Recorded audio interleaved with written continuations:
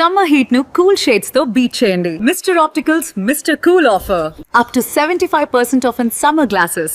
నమస్తే, welcome to Suman TV. నేను మీ సాయి భైరి. ఐపీఎల్ 2026లో match number 67 RCB versus SRH Uppal స్టేడియంలో జరగబోతున్నటువంటి ఈ హై వోల్టేజ్ మ్యాచ్ ఎలా ఉండబోతుంది, ఎవరు గెలిచే అవకాశం ఉంది, గెలిస్తే టాప్ పొజిషన్కి వెళ్ళేటువంటి అవకాశం ఉండే మ్యాచ్ ఇది. సో దీనికి సంబంధించి మనం మాట్లాడుతూ మనతో పాటు స్పోర్ట్స్ అనలిస్ట్ సిహెచ్ వెంకటేష్ గారు జాయిన్ అవుతున్నారు. సార్ నమస్తే. సార్ నమస్తే సార్. సార్, మన హైదరాబాద్లో చివరి మ్యాచ్ అనుకోవచ్చు, ఎస్ఆర్హెచ్ వర్సెస్ ఆర్సీబీ, రెండు హై వోల్టేజ్ టీంల మధ్య జరుగుతున్న మ్యాచ్ ఇది. ఎలా ఉండబోతుంది, ఎవరు గెలిచే అవకాశం ఉంది? డెఫినెట్లీ హై వోల్టేజ్ మ్యాచ్ ఇది. ఎందుకంటే రెండు టీమ్స్ ఆల్రెడీ క్వాలిఫై అయిపోయినాయి. బట్ రెండు టీమ్స్ ఏమై ఉంటుందంటే టు ఫినిష్ ఇన్ టాప్ టూలో మనకు తెలుసు. టాప్ టూలో వచ్చే టీమ్స్కి క్వాలిఫైయర్ 1 ఓడినా సరే క్వాలిఫైయర్ 2 ఆడి మళ్ళీ ఫైనల్కి వెళ్ళే సెకండ్ ఛాన్స్ ఉంటుంది. సో దానికోసం అని టీమ్స్ ప్లే ఆఫ్స్కి రావడమే కాదు, వాళ్ళకి ప్రధానమైన టార్గెట్ ఏముంటుందంటే ఫినిష్ ఇన్ టాప్ టూలో ఉంటే వాళ్ళకి అవకాశం ఉంటుంది. కాబట్టి దానికోసం రెండు టీమ్స్ ప్రయత్నం చేస్తాయి. RCB already they are almost there. ఎందుకంటే వాళ్ళకి ఒక 2 పాయింట్స్ ఎక్స్ట్రా ఉన్నాయి. వాళ్ళు 20 పాయింట్స్ తెచ్చుకుంటే వాళ్ళు టేబుల్ టాపర్ కూడా అయిపోతారు. నాట్ ఓన్లీ టాప్ 2 పొజిషనే కాదు, నెంబర్ 1 పొజిషన్ కూడా వాళ్ళకి ఆటోమేటిక్గా వస్తుంది. ఎందుకంటే ఎస్ఆర్హెచ్ కానీ గుజరాత్ టైటన్స్ కానీ వాళ్ళకి 20 పాయింట్స్ వచ్చే అవకాశం లేదు. వేరస్ సన్ రైజర్స్కి ఈ మ్యాచ్ గెలవడం చాలా ఇంపార్టెంట్ టాప్ 2 కోసం.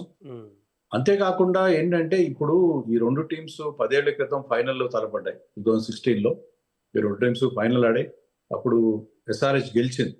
సో ఈ రెండు టీమ్స్ మధ్య రైవలరీ కూడా ఉన్నది. ప్లస్ ఇంకోటి ఏంటంటే ఈ మ్యాచ్ గెలవడం వల్ల సైకలాజికల్ అడ్వాంటేజ్ వస్తుంది. ఒకవేళ ఇదే టీంతో మనం క్వాలిఫైర్లో ఆడాల్సి వచ్చినా లేకపోతే ఫైనల్లో ఆడాల్సి వచ్చినా ఈ లీగ్ మ్యాచ్ గెలిస్తే సైకలాజికల్ ఎడ్జ్ అనేది ఖచ్చితంగా ఉంది. సో రెండు జట్ల బ్యాటింగ్ బలాలను చూస్తే ఎలా అంచనా వేయచ్చు, ఏ టీం స్ట్రాంగ్ గా ఉందని చెప్పొచ్చు?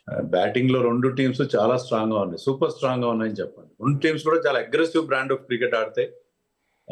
ఇంకోటి ఏంటంటే ఆర్సీబీకి ఫిల్ సాల్ట్ అవైలబుల్ ఉంటాడని చెప్తున్నారు. మరి ఫిల్ సాల్ట్ వచ్చి రావడంతో ఇంజరీ నుంచి చాలా లాంగ్ గ్యాప్ తర్వాత వస్తున్నాడు.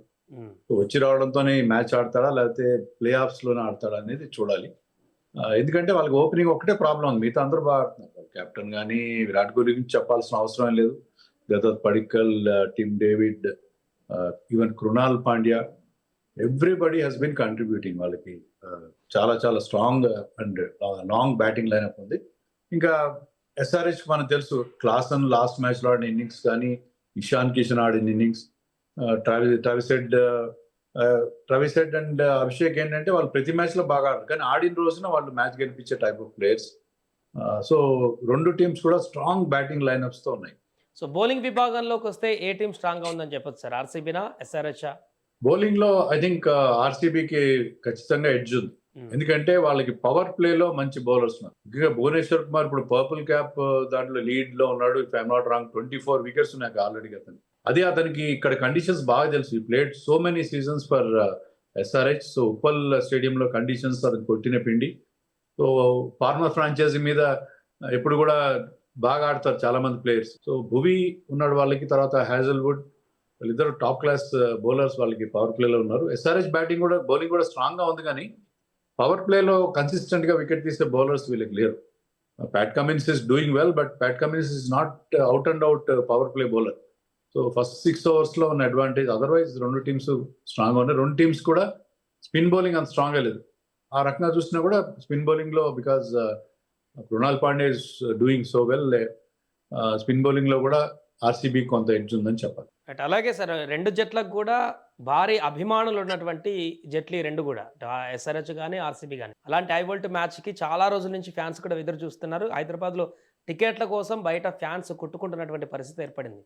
సో ఎట్లా ఉండబోతుంది ఈ రైవలరీ మ్యాచ్ సందర్భంగా అభిమానులు కానీ మొత్తం ఓవరాల్ గా చూస్తే? టికెట్ల కోసం విపరీతమైన క్రేజ్ ఉన్న మాట నిజం. టికెట్ల రేట్లు కూడా చాలా పెంచేశారు. 45,000 30,000 ఆ రేంజ్ లో టికెట్లు పెట్టారు. చాలా హై రేట్స్ పెట్టారు టికెట్లు ఎస్ఆర్హెచ్ వాళ్ళు. మీరు అన్నట్టుగా ఈ మ్యాచ్ కున్న ఇంపార్టెన్స్, విరాట్ కోహ్లీ ఉన్నాడు ఒక పక్క, ఒక ఎస్ఆర్హెచ్ మ్యాచ్ కాబట్టి ఆర్గనైజర్స్ ఫ్రాంచైజెస్ కూడా they want to cash on this. దీని మీద కేసులు ఫైల్ అవుతున్నాయి. రకరకాలుగా టికెట్ల కోసం నానా హంగామా క్రియేట్ అవుతుంది. మీరు అన్నట్టుగా రెండు టీమ్స్ కి చాలా పెద్ద హ్యూజ్ ఫ్యాన్ బేస్ ఉంది. ఆర్సీబీకి ఎంత పెద్ద ఫ్యాన్ బేస్ ఉందంటే రేపు ఆరెంజ్ షర్ట్స్ తో పాటు మీకు రెడ్ అండ్ బ్లూ షర్ట్స్ కూడా చాలా ఎక్కువగా కనిపించే అవకాశం ఉంది స్టేడియంలో. ఎందుకంటే విరాట్ కోహ్లీ అభిమానులు కూడా చాలా పెద్ద సంఖ్యలో ఉన్నారు. సో స్టేడియం ఈ మ్యాచ్ లో టికెట్ దొరికిన వాళ్ళు చాలా లక్కీ పీపుల్, ప్రివిలేజ్ పీపుల్ గా భావించాలి. అంత ఎప్పుడూ లేనంత ఈ మ్యాచ్ కి డిమాండ్. అందుకే last league match for SRH, last league match for RCB. So ఎంత స్కోర్ని ఎక్స్పెక్ట్ చేస్తారు? ఉప్పల్లోనే జరుగుతుంది కాబట్టి ఒకవేళ మొదట బ్యాటింగ్ చేస్తే ఆల్రెడీ లాస్ట్ సీజన్లో హైయెస్ట్ రికార్డ్ చేసింది కూడా ఇక్కడే మన ఎస్ఆర్హెచ్ వాళ్ళు.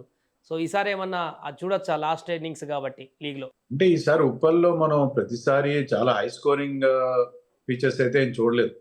ఉప్పల్ స్టేడియం అనగానే ట్రంక్ రోడ్ ఇవన్నీ మాట్లాడతారు, కానీ ఈసారి అలాంటి స్కోర్స్ ఏం రాలేదు.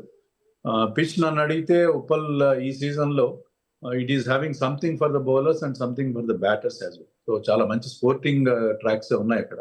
సో ఈ పిచ్ కూడా అలాగే ఉండే అవకాశం ఉంది. మరీ out and out batting friendly ఉండకపోవచ్చు, అలాగని బౌలర్స్ పూర్తిగా డామినేట్ చేస్తారని కూడా చెప్పుకోవచ్చు. It will have something for the bowlers and batters అని అనుకుంటున్నాను. Right sir. ఫైనల్గా ఎవరు గెలిచే అవకాశం ఉందంటే ఏం చెప్పొచ్చు ఈ మ్యాచ్లో?